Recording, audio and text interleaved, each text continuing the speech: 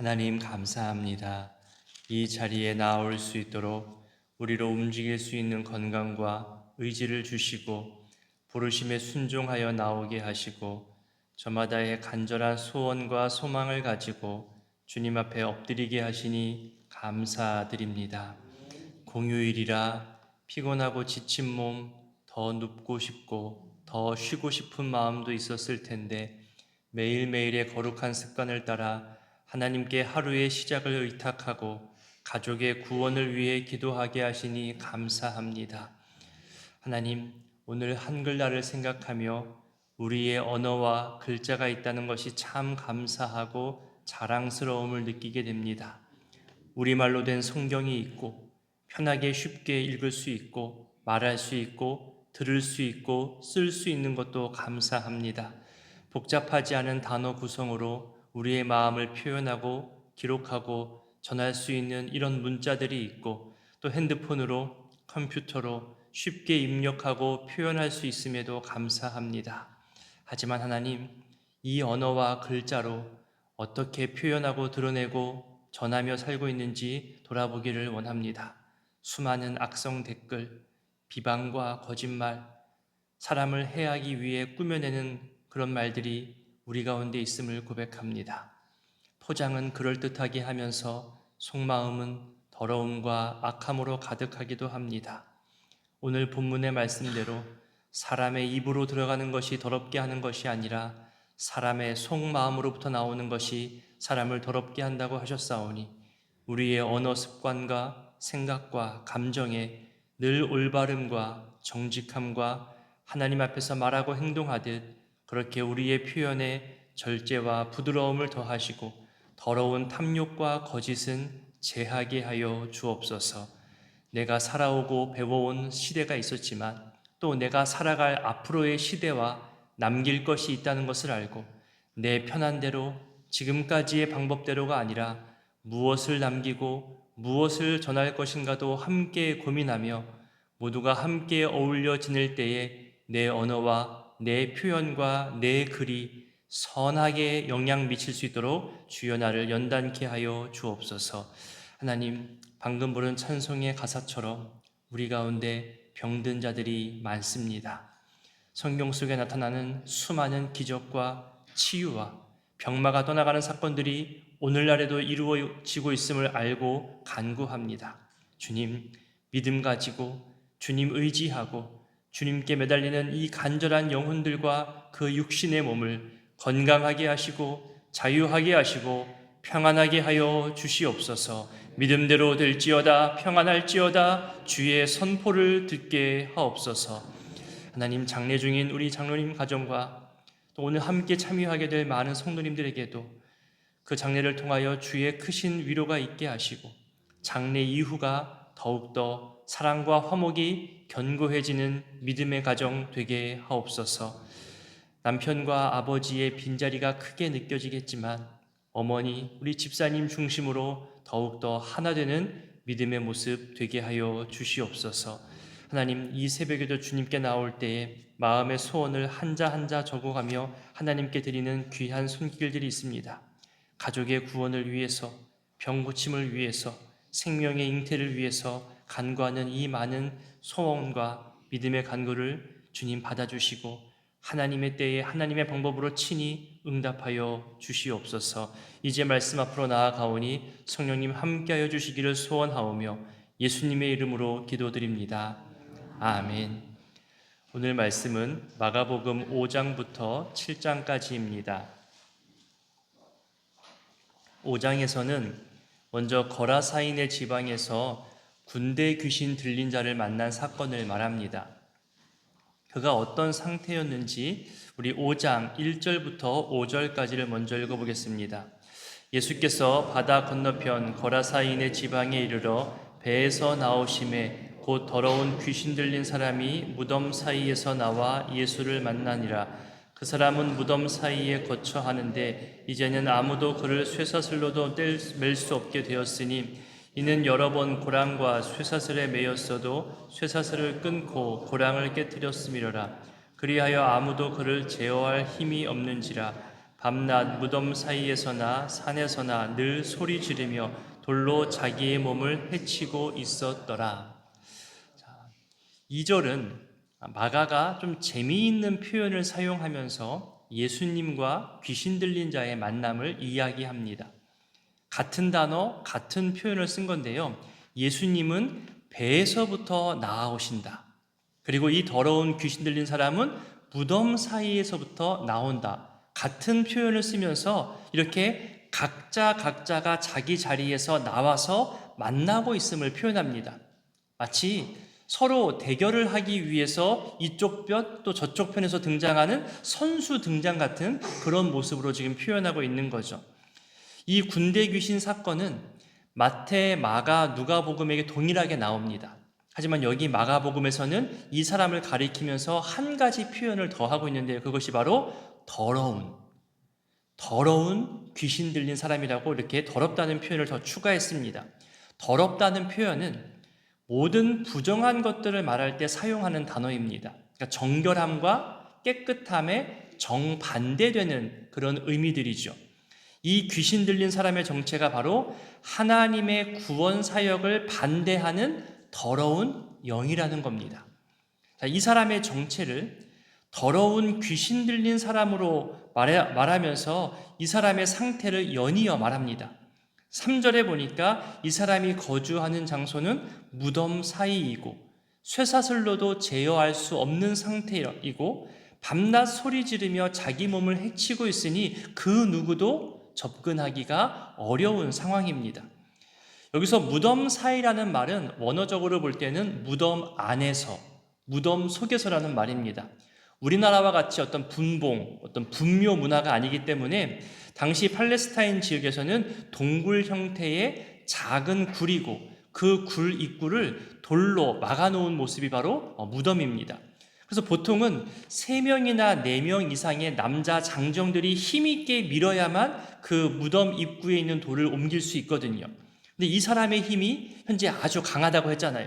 그래서 혼자서 이 무덤의 돌을 밀어붙이고 그 동굴 무덤 속에 들어가서 지냈음을 알 수 있는 겁니다. 3절과 4절에 아무도라는 단어가 나오죠. 그 누구도 이 사람을 제어할 수 없다는 겁니다.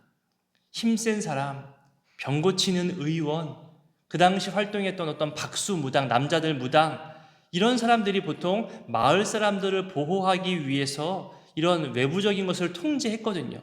이 귀신 들린 사람을 통제하고 제어하는 일에 이분들이 분명히 동원됐을 겁니다. 하지만 아무도 제어하지 못한 겁니다.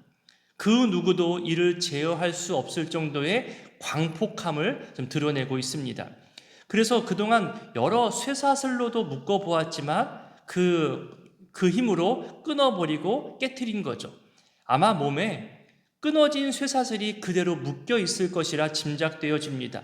한 사람의 힘으로는 도저히 깨트리거나 끊어버릴 수 없는 쇠사슬인데 이것도 끊어버릴 수 있는 상식 이상의 힘, 그래서 군대 귀신이라는 이름까지도 가지고 있는 겁니다. 그 힘으로 자기 몸을 괴롭히고 자기 몸을 파괴하며 해치는 모습을 말하고 있는 거죠. 예수님과 이 더러운 귀신 들린 사람과의 만남을 말하면서 이 사람의 정체와 상태를 추가하면서 설명하다 보니까 이 만남에서 과연 어떤 일이 생겨날 것인가 긴장하게 되고 또 궁금하게 됩니다. 지난번 교회에 있을 때 저는 살인범을 만난 적이 있습니다. 전자발찌를 차고 나왔고 여러 사회에 대한 불만과 또 자기가 만든, 좀 제가 볼 때는 허접해 보였었어요. 자기가 만든 물건을 강제로 판매하려고 교회 사무실로 찾아왔습니다. 여직원들이 도저히 상대하기가 어렵다면서 저를 이제 불렀어요. 온갖 협박과 같은 말을 면전에서 들었습니다. 나는 칼을 잘 다룬다. 그러면서 자기 몸에 있는 수많은 칼자국도 보여주고 전자발찌 찬 발도 보여주면서 자기 상태를 과시하며 겁을 주려 했습니다. 그가 이미 저질렀던 지난 폭행과 그런 전과들도 말하면서 너도 이렇게 될 수 있다. 너의 집이 어딘지만 알면 너희 가족까지도 충분히 해칠 수 있다. 이런 식으로 겁을 주기 시작했습니다. 교회를 찾아오는 수많은 사람들 중에 술 취한 사람, 사기꾼, 시비 걸러 오는 사람, 교회에 불만이 있는 사람, 정말 다양한 사람들을 만나고 상대해봤지만, 그래서 어르기도 하고 타이르기도 해서 돌려보냈지만, 이렇게 폭력과 칼을 가지고 겁주는 사람은 저도 처음 상대해봤습니다. 맨 처음 연락받고 가면서 어떻게 해야지 걱정됐지만 또 하나님께서 또 마땅히 해주실 말을 주시겠지 하면서 갔습니다. 그때 무슨 용기가 났는지, 여기서 밀리면 직원들도 어려워지고 그럴 것 같아서 이 사람에게 끌려가는 것이 저도 좀 안 되겠다 싶어서 일단은 강하게 저도 밀기 시작했습니다. 일단 나와서 얘기하자면서 따라 나오라고, 마치 제가 끌고 가는 것처럼 그렇게 따라 나와 하면서 이제 끌고 갔죠. 한 30여 분간 얘기하면서 경찰을 불러야 되나 여러 가지 수많은 얘기가 있었어요.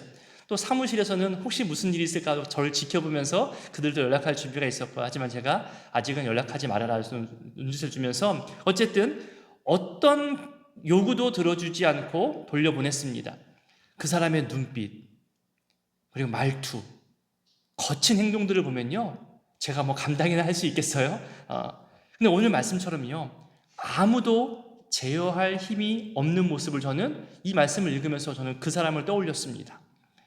그 거칠고 죽이려는 듯한 눈빛, 살인자의 눈빛, 그 눈빛을 감당해내는 것이 정말 쉽지 않았었습니다. 하지만 태연하려 했고 담대하려 했던 그런 애썼던 기억이 있습니다. 일이 다 끝난 다음에 여직원들이 또 얼마나 힘들었을까 싶어서 또 불러내서 차 한 잔 또 같이 마시면서 마음 진정시켰던 그런 기억도 있습니다. 자, 이렇게 제어할 수 없는 인간의 상식과 보통 사람이 만날 수 없는, 제가 경험했던 것보다 아마 더 광폭한 모습이었을 거예요. 이 더러운 귀신 들린 사람은 아무도 제어할 수 없었던 이 더러운 귀신 들린 사람이 예수님과 마주합니다. 어떤 일이 있을까요? 6절부터 8절까지를 읽어봅니다. 그가 멀리서 예수를 보고 달려와 절하며 큰 소리로 부르짖어 이르되 지극히 높으신 하나님의 아들 예수여, 나와 당신이 무슨 상관이 있나이까?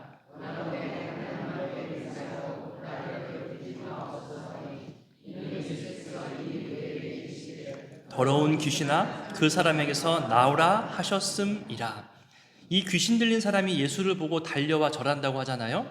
평소 같으면 자기에게 다가오는 사람을 향해서 소리 지르고 저돌적으로 달려와서 들이받고 가지고 있는 돌 가지고 아마 폭행을 했겠죠.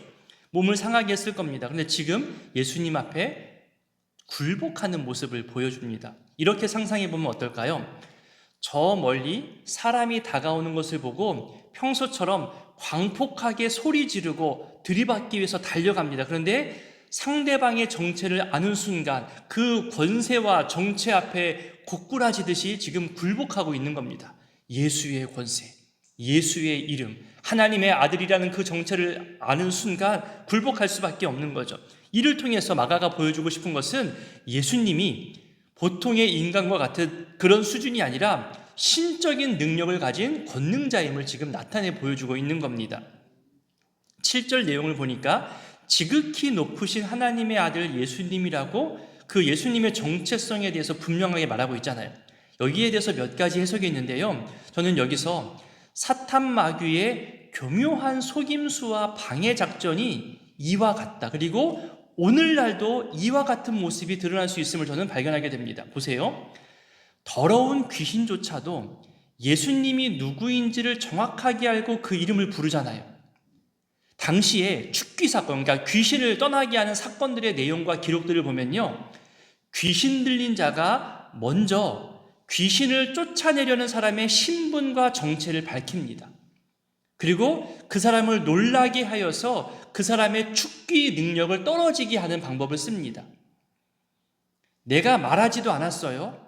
나를 소개하지도 않은 내 정체를 귀신 들린 상대방이 먼저 정확하게 말하면 나보다 더 능력이 있는 것처럼 보여지는 겁니다. 나로 하여금 기죽게 하는 거죠.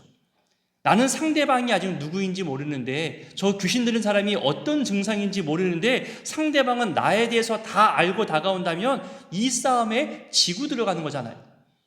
그러니 초반에 귀신 들린 사람은 축귀하러 온 상대방을 향해서 너 누구구나, 너 어느 교회 누구구나, 너 어느 집에서 태어났구나, 너 어렸을 때 이런 경험이 있었구나, 너 이런 실수 있었구나, 그렇게 귀신들은 죽게 하는 자의 능력을 약화시키기 위해서, 또 그 사람의 사역을 방해하기 위해서 신분과 정체를 정확하게 짚어내는 그런 기록들을 봤습니다.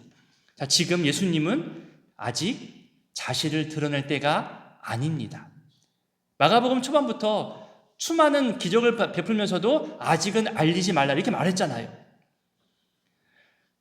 어제 본문인 1장 34절 볼까요? 1장 34절에 보면 이런 표현이 있습니다. 제가 좀 빨리 읽어볼게요. 예수께서 각종 병이 든 많은 사람을 고치시며, 보세요, 똑같은 사건이잖아요. 많은 귀신을 내쫓으시되 귀신이 자기를 알므로, 그렇죠. 하지만 그가 말하는 것을 허락하지 아니하시니라. 예수님의 정체에 대해서 귀신이 말하지 못하게 한 거예요. 근데 지금 이 더러운 귀신 들린 사람은 얼핏 보면 굴복하고 예수님을 높이는 것처럼 보이지만 실제로는 아직 드러내고자 하지 않는 예수님의 정체를 정확하게 드러내고 있는 겁니다. 예수님의 뜻에 반대로 행한 거죠. 이 땅에서의 예수님 사역을 방해하고자 하는 사탄의 속임수라는 겁니다. 높이는 것처럼 보이지만 결국은 방해하는 거죠. 귀신에 저항하는 방법입니다. 우리도 비밀스러운 일을 여기저기 떠벌리고 다닐 때 있습니다. 그게 무슨 대단한 정보력인 것처럼, 내가 이 비밀을 먼저 아는 것처럼 그렇게 보일 수 있지만 실제는 그것이 방해가 된다는 거예요. 내가 이런 존재쯤 된다는 착각을 가지게 하고 여기저기서 중요한 비밀들을 말하게 하고 전파하게 하는 거죠. 모든 것을 다 알아야 마음 편하기도 하지만 몰라도 마음 편했으면 좋겠습니다. 기대감이 더 커질 수 있잖아요.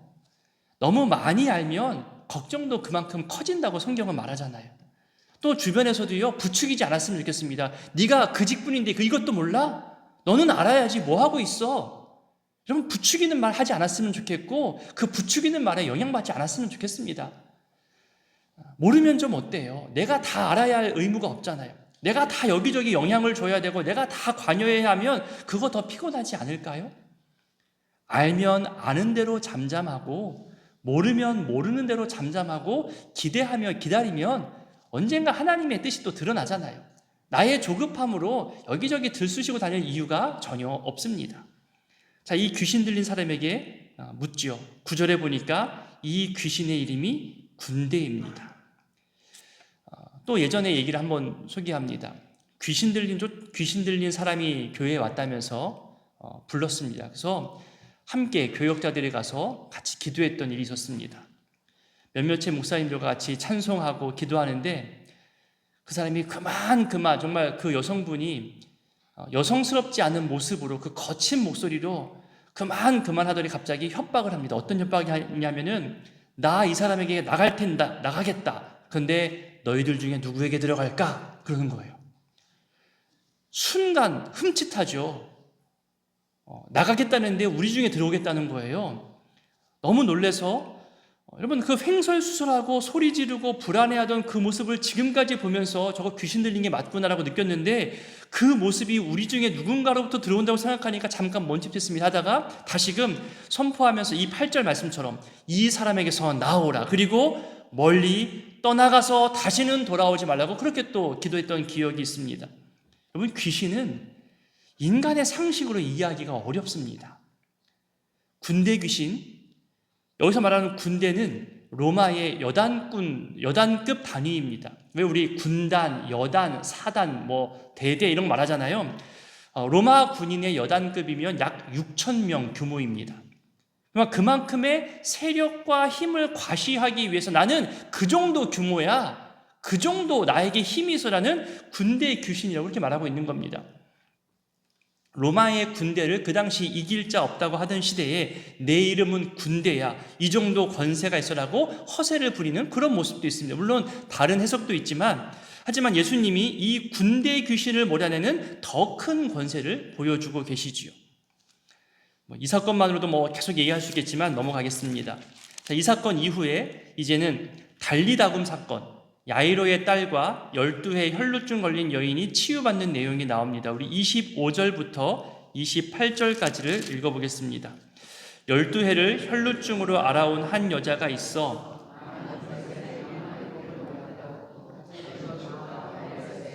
아무 효험이 없고 도리어 더 중하여졌던 차에 예수의 소문을 듣고 무리 가운데 끼어 뒤로 와서 그의 옷에 손을 대니 이는 내가 그의 옷에만 손을 대어도 구원을 받으리라 생각함일러라. 26절을 보세요. 괴로움, 재산과 물질과 시간의 허비, 낙심, 그리고 절망. 아마도 의원들이 가짜로 진료했거나 고칠 수 없음에도 잘못된 희망을 줘서 수많은 시간과 물질을 바치게 하진 않았을까, 그런 상상까지 할 정도로 많은 것들을 허비했다고 합니다. 재산을 허비했다 할지라도 나았으면 그나마 괜찮았을 거잖아요. 하지만 다 허비하고도 더 심해졌다고, 더 중하여졌다고 말합니다. 여러분, 우리의 가족들, 자녀들, 그들의 건강과 학업과 미래와 꿈을 위해 우리 부모 세대가 정말 많이 수고하고 애쓰잖아요. 나는 못 먹어도, 나는 못 배워도, 나는 못 누려도 너희만큼은, 그렇게 많은 것을 수고하며 애쓰고 우리 다 투자합니다. 그런데 아무런 효험도 없고 헛수고라고 생각해 보십시오. 끔찍하죠. 옷에 손을 대어도 병이 낫고 회복되는 이야기가 나오잖아요. 이 믿음이 귀합니다. 저는 자녀 손들에게 수많은 투자와 좋은 것을 경험하는 것도 중요하지만 이 믿음을 물려주는 것이 참 귀하다 여겨집니다. 여러분 34절을 읽어볼까요? 34절입니다. 예수께서 이르시되 딸아 너의 믿음이 너를 구원하였으니 평안히 가라. 너의 병에서 놓여 건강할지어다. 이 믿음이 우리 후손들에게 이어져 갔으면 좋겠습니다. 주님이면 가능합니다. 세상의 의원들과 세상의 모든 방법은 안 된다 하지만 주님이면 가능합니다. 이 믿음이 우리에게 또 우리 후손들에게 이어져 갔으면 좋겠습니다. 이 믿음으로 성전에 나오십시오. 이 믿음으로 옷을 만져도 낫겠다는 이 믿음으로 성전에 나와서 의자도 만져보시고 하나님의 거룩한 이 성물들을 만져보시고 또 교회에 오면서 문을 열면서 주님 내가 내 손으로 문을 열고 들어갑니다. 옷자락에 손을 대는 마음으로 이 문에 손대어 밀고 들어가니 주의 은혜를 이 시간 허락하여 주옵소서. 그렇게 이 믿음으로 이 자리를 지켜냈으면 좋겠습니다. 이제 6장은 이제 12제자를 부르시고 보내는 모습이 나오고 또 세례 요한의 죽음 사건과 그리고 오병이어 사건이 나옵니다. 그리고 추가로 바다 위를 걸으신 예수님 이야기를 통해서 또 우리에게 해주시는 말씀이 발견됩니다.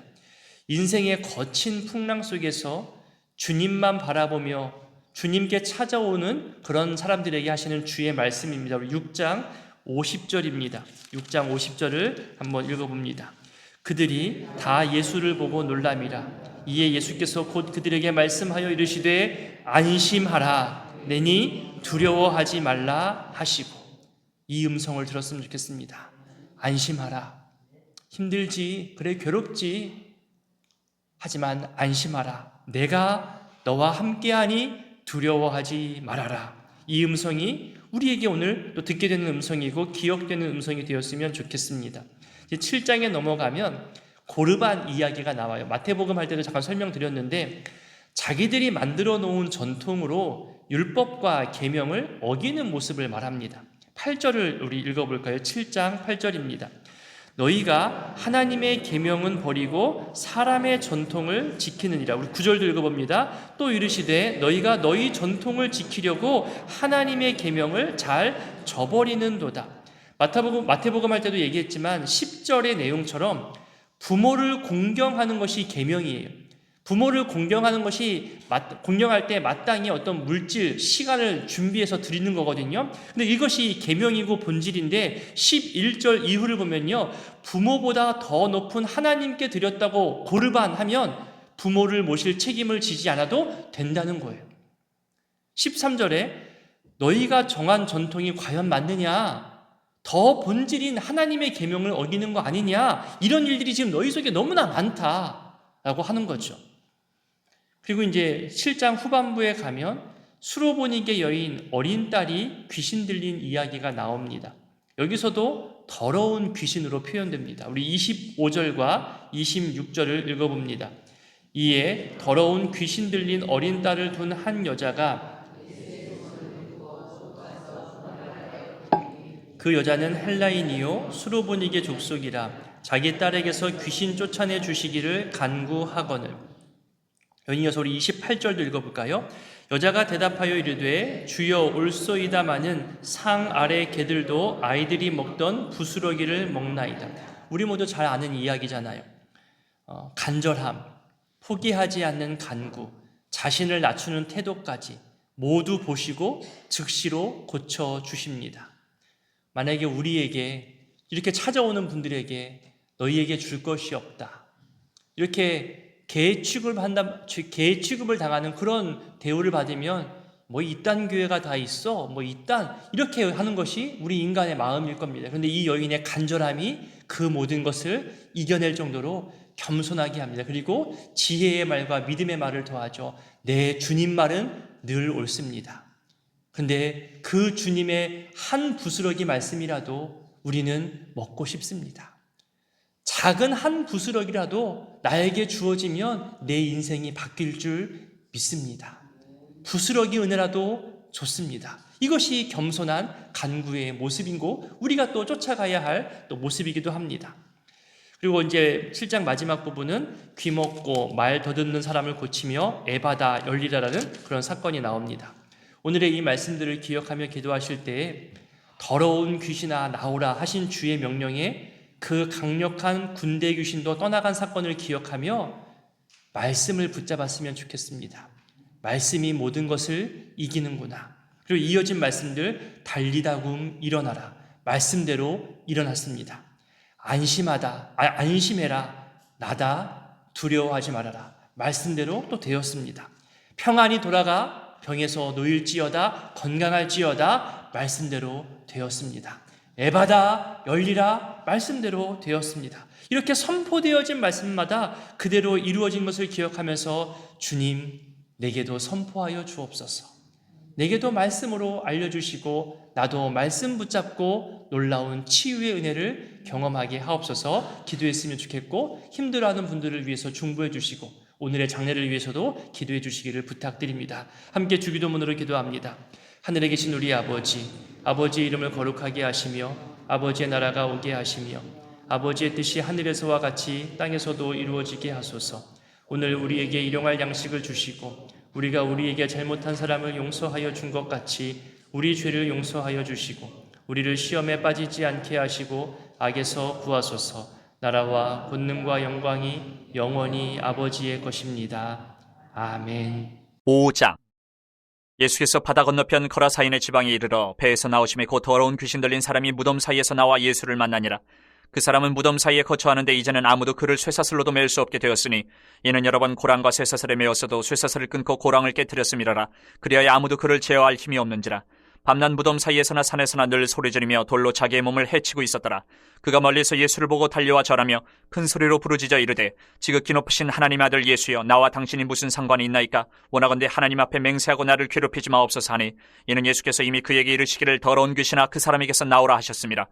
이에 물으시되 내 이름이 무엇이냐? 이르되 내 이름은 군대니 우리가 많음이니이다 하고 자기를 그 지방에서 내보내지 마시기를 간구하더니 마침 거기 돼지의 큰 떼가 산 곁에서 먹고 있는지라.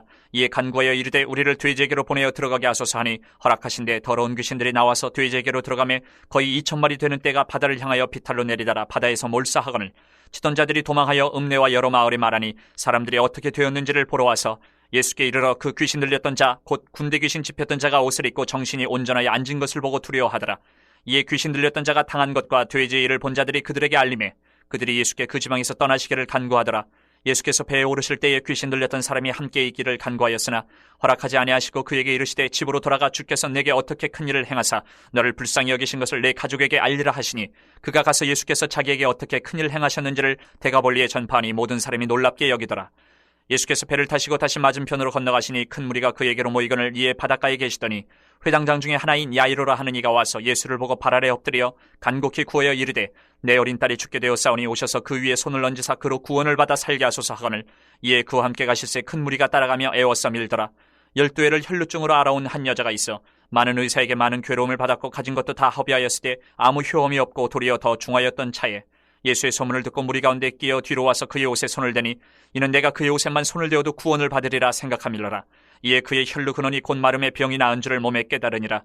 예수께서 그 능력이 자기에게서 나간 줄을 곧 스스로 아시고 무리 가운데서 돌이켜 말씀하시되 누가 내 옷에 손을 대었느냐 하시니 제자들이 여짜오되 무리가 에워싸미는 것을 보시며 누가 내게 손을 대었느냐 물으시나이까 하되 예수께서 이 일 행한 여자를 보려고 둘러보시니 여자가 자기에게 이루어진 일을 알고 두려워하여 떨며 와서 그 앞에 엎드려 모든 사실을 여쭈니 예수께서 이르시되 딸아 내 믿음이 너를 구원하였으니 평안히 가라 내 병에서 놓여 건강할지어다. 아직 예수께서 말씀하실 때에 회당장의 집에서 사람들이 와서 회당장에게 이르되 당신의 딸이 죽었나이다 어찌하여 선생을 더 괴롭게 하나이까. 예수께서 그 하는 말을 곁에서 들으시고 회당장에게 이르시되 두려워하지 말고 믿기만 하라 하시고 베드로와 야고보와 야고보의 형제 요한 외에 아무도 따라옴을 허락하지 아니하시고 회당장의 집에 함께 가서 떠드는 것과 사람들이 울며 심히 통곡함을 보시고 들어가서 그들에게 이르시되 너희가 어찌하여 떠들며 우느냐 이 아이가 죽은 것이 아니라 잔다 하시니 그들이 비웃더라. 예수께서 그들을 다 내보내신 후에 아이의 부모와 또 자기와 함께한 자들을 데리시고 아이 있는 곳에 들어가사 그 아이의 손을 잡고 이르시되 달리다굼 하시니 번역하면 곧 내가 네게 말하노니 소녀야 일어나라 하심이라. 소녀가 곧 일어나서 걸으니 나이가 12살이라 사람들이 곧 크게 놀라거늘 예수께서 이 일을 아무도 알지 못하게 하라고 그들을 많이 경계하시고 이에 소녀에게 먹을 것을 주라 하시니라. 6장. 예수께서 거기를 떠나사 고향으로 가시니 제자들도 따르니라. 안식일이 되어 회당에서 가르치시니 많은 사람이 듣고 놀라 이르되 이 사람이 어디서 이런 것을 얻었느냐 이 사람이 받은 지혜와 그 손으로 이루어지는 이런 권능이 어찌됨이냐 이 사람이 마리아의 아들 목수가 아니냐 야고보와 요셉과 유다와 시몬의 형제가 아니냐 그 누이들이 우리와 함께 여기 있지 아니하냐 하고 예수를 배척한지라. 예수께서 그들에게 이르시되 선지자가 자기 고향과 자기 친척과 자기 집 외에서는 존경을 받지 못함이 없는 일을 하시며 거기서는 아무 권능도 행하실 수 없어 다만 소수의 병자에게 안수하여 고치실 뿐이었고 그들이 믿지 않음을 이상히 여기셨더라. 이에 모든 촌에 두루 다니시며 가르치시더라. 12 제자를 부르사 둘씩 보내시며 더러운 귀신을 제어하는 권능을 주시고 명하시되 여행을 위하여 지팡이 외에는 양식이나 배낭이나 전대의 돈이나 아무것도 가지지 말며 신만 신고 2벌로 또 입지 말라 하시고 또 이르시되 어디서든지 누구의 집에 들어가거든 그곳을 떠나기까지 거기 유하라. 어느 곳에서든지 너희를 영접하지 아니하고 너희 말을 듣지도 아니하거든 거기서 나갈 때에 발 아래의 먼지를 떨어버려 그들에게 증거를 삼으라 하시니 제자들이 나가서 회개하라 전파하고 많은 귀신을 쫓아내며 많은 병자에게 기름을 발라 고치더라. 이에 예수의 이름이 드러난지라 헤로드 왕이 듣고 이르되 이는 세례 요한이 죽은 자 가운데서 살아났도다. 그러므로 이런 능력이 그 속에서 일어나느니라 하고 어떤 이는 그가 엘리야라 하고 또 어떤 이는 그가 선지자니 이에 선지자 중에 하나와 같다 하되 헤롯은 듣고 이르되 내가 목벤 요한 그가 살아났다 하더라. 전에 헤롯이 자기가 동생 빌립의 아내 헤로디아에게 장가든 고로 이 여자를 위하여 사람을 보내어 요한을 잡아 옥에 가두었으니 이는 요한이 헤롯에게 말하되 동생의 아내를 취한 것이 옳지 않다 하였습니다. 헤로디아가 요한을 원수로 여겨 죽이고자 하였을 때 하지 못한 것은 헤롯이 요한을 의롭고 거룩한 사람으로 알고 두려워하여 보호하며 또 그의 말을 들을 때에 크게 번민을 하면서도 달갑게 들음이러라. 마침 기회가 좋은 날이 왔으니 곧 헤롯이 자기 생일에 대신들과 천부장들과 갈릴리의 귀인들로 더불어 잔치할세 헤로디아의 딸이 친히 들어와 춤을 추어 헤롯과 그와 함께 앉은 자들 기쁘게 한지라. 왕이 그 소녀에게 이르되 무엇이든지 내가 원하는 것을 내게 구하라 내가 주리라 하고 또 맹세하기를 무엇이든지 내가 내게 구하면 내 나라의 절반까지라도 주리라 하거늘 그가 나가서 그 어머니에게 말하되 내가 무엇을 구하리이까 그 어머니가 이르되 세례 요한의 머리를 구하라 하니 그가 곧 왕에게 급히 들어가 구하여 이르되 세례 요한의 머리를 소반에 얹어 곧 내게 주기를 원하옵나이다 하니 왕이 심히 근심하나 자기가 맹세한 것과 그 앉은 자들로 인하여 그를 거절할 수 없는지라. 왕이 곧 시위병 하나를 보내어 요한의 머리를 가져오라 명하니 그 사람이 나가 옥에서 요한을 목베어 그 머리를 소반에 얹어다가 소녀에게 주니 소녀가 이것을 그 어머니에게 주니라. 요한의 제자들이 듣고 와서 시체를 가져다가 장사하니라. 사도들이 예수께 모여 자기들이 행한 것과 가르친 것을 낱낱이고 하니 이르시되 너희는 따로 한적한 곳에 가서 잠깐 쉬어라 하시니 이는 오고 가는 사람이 많아 음식 먹을 겨를도 없음이라. 이에 배를 타고 따로 한적한 곳에 갈새 그들이 가는 것을 보고 많은 사람이 그들인 줄 안지라. 모든 고을로부터 도보로 그것에 달려와 그들보다 먼저 갔더라. 예수께서 나오사 큰 무리를 보시고 그 목자 없는 양 같음으로 인하여 불쌍히 여기사 이에 여러 가지로 가르치시더라.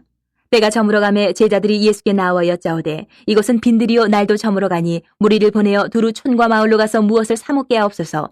대답하여 이르시되 너희가 먹을 것을 주라 하시니 여짜오되 우리가 가서 200데나리온의 떡을 사다 먹이리이까. 이르시되 너희에게 떡 몇 개나 있는지 가서 보라 하시니 알아보고 이르되 떡 5개와 물고기 2마리가 있더이다 하거늘 제자들에게 명하사 그 모든 사람으로 때를 지어 푸른 잔디 위에 앉게 하시니 때로 100명씩 또는 50명씩 앉은지라. 예수께서 떡 5개와 물고기 2마리를 가지사 하늘을 우러러 축사하시고 떡을 떼어 제자들에게 주어 사람들에게 나누어 주게 하시고 또 물고기 2마리도 모든 사람에게 나누심에 다 배불리 먹고 남은 떡 조각과 물고기를 12바구니에 차게 거두었으며 떡을 먹은 남자는 5,000명이었더라. 예수께서 즉시 제자들을 재촉하사 자기가 무리를 보내는 동안에 배 타고 앞서 건너편 벳세다로 가게 하시고 무리를 작별하신 후에 기도하러 산으로 가시니라. 저물매 배는 바다 가운데 있고 예수께서는 홀로 무태 계시다가 바람이 거스름으로 제자들이 힘겹게 노젓는 것을 보시고 밤 4경쯤에 바다 위로 걸어서 그들에게 오사 지나가려고 하시매 제자들이 그가 바다 위로 걸어오심을 보고 유령인가 하여 소리 지르니 그들이 다 예수를 보고 놀람이라. 이에 예수께서 곧 그들에게 말씀하여 이르시되 안심하라 내니 두려워하지 말라 하시고 배에 올라 그들에게 가시니 바람이 그치는지라. 제자들이 마음에 심히 놀라니 이는 그들이 그 떡 떼시던 일을 깨닫지 못하고 도리어 그 마음이 둔하여졌음이로라. 건너가 게네사렛 땅에 이르러 대고 배에서 내리니 사람들이 곧 예수신 줄을 알고 그 온 지방으로 달려 돌아다니며 예수께서 어디 계시다는 말을 듣는 대로 병든 자를 침상째로 메고 나아오니 아무데나 예수께서 들어가시는 지방이나 도시나 마을에서 병자를 시장에 두고 예수께 그의 옷가에라도 손을 대게 하시기를 간구하니 손을 대는 자는 다 성함을 얻으니라. 7장. 바리새인들과 또 서기관 중 몇이 예루살렘에서 와서 예수께 모여들었다가 그의 제자 중 몇 사람이 부정한 손 곧 씻지 아니한 손으로 떡 먹는 것을 보았더라. 바리새인들과 모든 유대인들은 장로들의 전통을 지켜 손을 잘 씻지 않고서는 음식을 먹지 아니하며 또 시장에서 돌아와서도 물을 뿌리지 않고서는 먹지 아니하며 그 외에도 여러 가지를 지켜오는 것이 있으니 잔과 주발과 녹그릇을 씻음이로라. 이에 바리새인들과 서기관들이 예수께 묻되 어찌하여 당신의 제자들은 장로들의 전통을 준행하지 아니하고 부정한 손으로 떡을 먹나이까? 이르시되 이사야가 너희 외식하는 자에 대하여 잘 예언하였도다. 기록하였으되 이 백성이 입술로는 나를 공경하되 마음은 내게서 멀도다. 사람의 계명으로 교훈을 삼아 가르치니 나를 헛되이 경배하는도다 하였느니라. 너희가 하나님의 계명은 버리고 사람의 전통을 지키느니라. 또 이르시되 너희가 너희 전통을 지키려고 하나님의 계명을 잘 저버리는도다. 모세는 내 부모를 공경하라 하고 또 아버지나 어머니를 모욕하는 자는 죽임을 당하리라 하였거늘 너희는 이르되 사람이 아버지에게나 어머니에게나 말하기를 내가 드려 유익하게 할 것이 고르반 곧 하나님께 드림이 되었다고 하기만 하면 그만이라 하고 자기 아버지나 어머니에게 다시 아무것도 하여 드리기를 허락하지 아니하여 너희가 전한 전통으로 하나님의 말씀을 피하며 또 이 같은 일을 많이 행하느니라 하시고 무리를 다시 불러 이르시되 너희는 다 내 말을 듣고 깨달으라. 무엇이든지 밖에서 사람에게로 들어가는 것은 능히 사람을 더럽게 하지 못하되 사람 안에서 나오는 것이 사람을 더럽게 하는 것이니라 하시고 무리를 떠나 집으로 들어가시니 제자들이 그 비유를 묻자온대 예수께서 이르시되 너희도 이렇게 깨달음이 없느냐? 무엇이든지 밖에서 들어가는 것이 능히 사람을 더럽게 하지 못함을 알지 못하느냐? 이는 마음으로 들어가지 아니하고 배로 들어가 뒤로 나감이라. 이러므로 모든 음식물을 깨끗하다 하시니라. 또 이르시되 사람에게서 나오는 그것이 사람을 더럽게 하느니라. 속에서 곧 사람의 마음에서 나오는 것은 악한 생각, 곧 음란과 도둑질과 살인과 간음과 탐욕과 악독과 속임과 음탕과 질투와 비방과 교만과 우매함이니 이 모든 악한 것이 다 속에서 나와서 사람을 더럽게 하느니라. 예수께서 일어나서 거기를 떠나 두로 지방으로 가서 한 집에 들어가 아무도 모르게 하시려 하나 숨길 수 없더라. 이에 더러운 귀신 들린 어린 딸을 둔 한 여자가 예수의 소문을 듣고 곧 와서 그 발 아래 엎드리니 그 여자는 헬라인이요 수로보니게 족속이라. 자기 딸에게서 귀신 쫓아내 주시기를 간구하거늘 예수께서 이르시되 자녀로 먼저 배불리 먹게 할지니 자녀의 떡을 취하여 개들에게 던짐이 마땅치 아니하니라. 여자가 대답하여 이르되 주여 올소이다마는 상 아래 개들도 아이들이 먹던 부스러기를 먹나이다. 예수께서 이르시되 이 말을 하였으니 돌아가라. 귀신이 내 딸에게서 나갔느니라 하시매 여자가 집에 돌아가 본즉 아이가 침상에 누웠고 귀신이 나갔더라. 예수께서 다시 두로 지방에서 나와 시돈을 지나고 대가볼리 지방을 통과하여 갈릴리 호수에 이르시매 사람들이 귀먹고 말 더듬는 자를 데리고 예수께 나와 안수하여 주시기를 간구하거늘 예수께서 그 사람을 따로 데리고 무리를 떠나사 손가락을 그의 양귀에 넣고 침을 뱉어 그의 혀에 손을 대시며 하늘을 우러러 탄식하시며 그에게 이르시되 에바다 하시니 이는 열리라는 뜻이라. 그의 귀가 열리고 혀가 맺힌 것이 곧 풀려 말이 분명하여졌더라. 예수께서 그들에게 경고하사 아무에게도 이르지 말라 하시되 경고하실수록 그들이 더욱 널리 전파하니 사람들이 심히 놀라 이르되 그가 모든 것을 잘하였도다. 못 듣는 사람도 듣게 하고 말 못하는 사람도 말하게 한다 하니라.